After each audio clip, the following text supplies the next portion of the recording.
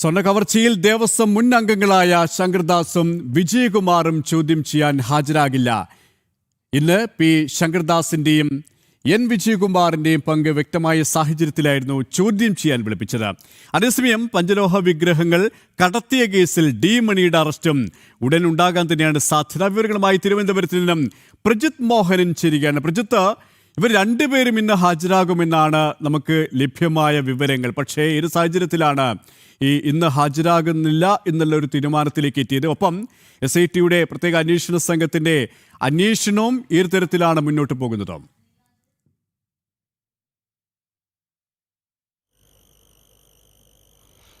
KP ഈ കേസുമായി ബന്ധപ്പെട്ട് സ്വർണ്ണക്കവർച്ച കേസിലെ അന്വേഷണവുമായി ബന്ധപ്പെട്ട് ഹൈക്കോടതി അടക്കം ചില കാര്യങ്ങൾ ചോദിച്ചറിഞ്ഞിട്ടുണ്ട്, അല്ലെങ്കിൽ ചില സംശയങ്ങളൊക്കെ പ്രകടിപ്പിച്ച സാഹചര്യം വന്നിട്ടുണ്ട്. അപ്പോൾ സ്വാഭാവികമായും അന്വേഷണ സംഘത്തോട് ചില നിർണായകമായ ചോദ്യങ്ങളും ചോദിച്ചിരുന്നു. പ്രത്യേകിച്ച് KP ശങ്കർദാസിനെതിരെയും N വിജയകുമാറിനെതിരെയും ഒക്കെയുള്ള നടപടികളിൽ എന്താണ് പോരായ്മകൾ, അല്ലെങ്കിൽ എന്താണ് കുറവ് വരുന്നതെന്നടക്കമുള്ള ചോദ്യങ്ങൾ ചോദിച്ചത്. അപ്പോൾ സ്വാഭാവികമായും അതിനുശേഷമാണ് ഇരുവരെയും വീണ്ടും വിളിച്ചു വരുത്തി ചോദ്യം ചെയ്യുന്നതടക്കമുള്ള നടപടികളിലേക്ക് കടക്കാൻ അന്വേഷണ സംഘം തീരുമാനമെടുത്തതും അതിൻ്റെ ഭാഗമായിട്ടാണ് ഹാജരാകാനുള്ള നിർദ്ദേശവും നൽകിയിരുന്നത്. പക്ഷേ ഇന്ന് ഹാജരാകാൻ കഴിയില്ല എന്നുള്ളതാണ് ഇരുവരും ഇപ്പോൾ അന്വേഷണ സംഘത്തെ അറിയിച്ചിരിക്കുന്നത് എന്നുള്ളതാണ് മനസ്സിലാക്കുന്നത്. രണ്ടുപേരും ആശുപത്രിവാസം അടക്കമുള്ള കാര്യങ്ങൾ ചൂണ്ടിക്കാട്ടിയാണ് ഇത്തരമൊരു തീരുമാനം, അല്ലെങ്കിൽ ഇത്തരമൊരു കാര്യം അന്വേഷണ സംഘത്തെ അറിയിച്ചിരിക്കുന്നത് എന്നുള്ളതാണ് മനസ്സിലാക്കുന്നത്. KP ശങ്കർദാസ് അടക്കം തങ്ങൾ ആശുപത്രിവാസത്തിലാണ്, ആരോഗ്യ പ്രശ്നങ്ങളുണ്ട് എന്നടക്കമുള്ള കാര്യങ്ങൾ അറിയിച്ചിട്ടുണ്ട് എന്നുള്ളതാണ് മനസ്സിലാക്കുന്നത്. പക്ഷേ ഇതിനകത്തൊരു പ്രധാനപ്പെട്ട പ്രശ്നം എന്നുള്ളത് മുൻകൂർ ജാമ്യാപേക്ഷകൾ നിലനിൽപ്പുണ്ട്. അപ്പോൾ ആ സാഹചര്യത്തിൽ ഈ അപേക്ഷകളിൽ തീരുമാനം വരുന്നതുവരെ ആരോഗ്യ കാരണങ്ങൾ ചൂണ്ടിക്കാട്ടി ചോദ്യങ്ങളിൽ അല്ലെങ്കിൽ ചോദ്യം ചെയ്യലിൽ നിന്ന് ഒഴിവാക്കി നിൽക്കുക എന്നുള്ളത് തന്നെയാണ് ഇരുവരും മുന്നോട്ട് വെക്കുന്നത്, അല്ലെങ്കിൽ ഇരുവരും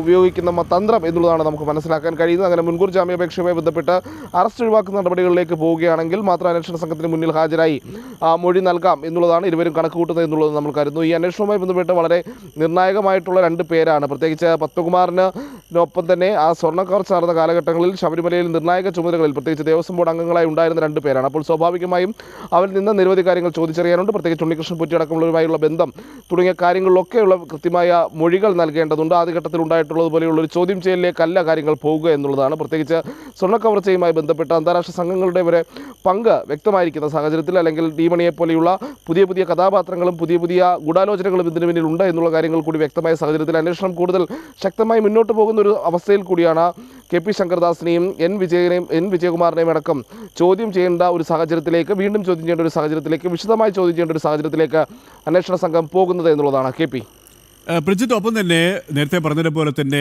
പല കഥാപാത്രങ്ങളും പുതുതായി കടന്നു വരികയാണ്. എന്നാൽ ചില കഥാപാത്രങ്ങൾ ഇപ്പോഴും കാണാമറയത്ത് തന്നെയാണ്. കാണാമറയത്ത് എന്ന് പറയുമ്പോൾ പ്രത്യേക അന്വേഷണ സംഘത്തിന് മുന്നിൽ കൃത്യമായ മൊഴികളും തെളിവുകളും ഉണ്ടായിട്ടും അവരെ ഒന്ന് തൊടാൻ പോലും സാധിക്കുന്നില്ല. മുൻ ദേവസ്വം മന്ത്രിയുടെ കാര്യമടക്കം നമുക്ക് മുന്നിലുണ്ട്. ഇവിടെ ഡി മണിയെ കഴിഞ്ഞ ദിവസം ചെന്നൈയിൽ SIT സംഘം ചെന്ന് ചോദ്യം ചെയ്തിരുന്നു.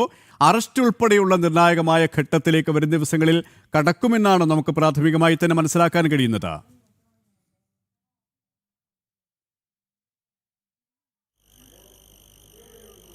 ഈ പഞ്ചലോക വിഗ്രഹ കടത്തുമായി ബന്ധപ്പെട്ട് ആദ്യഘട്ടത്തിൽ ഈ ഡി മണി എന്ന് പറയുന്ന, അല്ലെങ്കിൽ ഡയമണ്ട് മണി എന്ന് പറയപ്പെടുന്ന ആൾ, അയാളുടെ ചോദ്യം ചെയ്യലടക്കമുള്ള നടപടികൾ പൂർത്തിയാകുമ്പോഴാണ് അന്വേഷണ സംഘം അറസ്റ്റിലേക്ക് തന്നെ കടക്കുന്നതായി മനസ്സിലാക്കുന്നത്. പ്രത്യേകിച്ച് പഞ്ചലോക വിഗ്രഹ കടത്തടക്കമുള്ള കാര്യങ്ങളിൽ ഡി മണിക്കുള്ള പങ്ക് വ്യക്തമായിട്ടുള്ള സാഹചര്യത്തിലാണ് അറസ്റ്റുമായി ബന്ധപ്പെട്ട നടപടികളിലേക്ക് അന്വേഷണ സംഘം കടക്കുന്നത് എന്നുള്ളതാണ്.